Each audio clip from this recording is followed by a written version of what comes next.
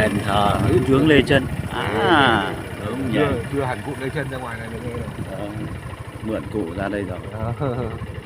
Chỗ xây cái gần đây nhỉ? Chỗ này là hết chỗ chơi đấy hả chị ơi?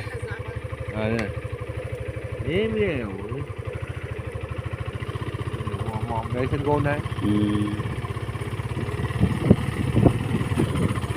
Ngay khu tâm linh này, bắt mình chạy vòng một vòng thế giới.